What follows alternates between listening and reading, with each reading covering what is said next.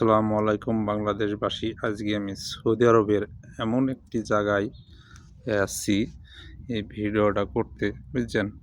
এই জায়গাটায় সৌদি শেখেরা সবাই বসে, বুঝছেন?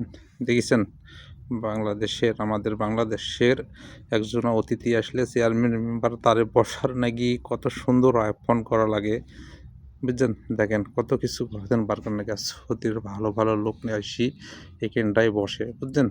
এর তলে উপরে একটা ফর্সা পড়া, বুঝছেন? কিছুই নাই। এই যে সব এই জায়গাটায় বসি, গাওয়া চা খাই, ঠিক আছে? চা খাই, গাওয়া খাই, ঠিক আছে? রাতে গল্প করে, ঠিক আছে? তাদের কাজ সেরে তারা আবার বাসায় চলে যায়, ঠিক আছে?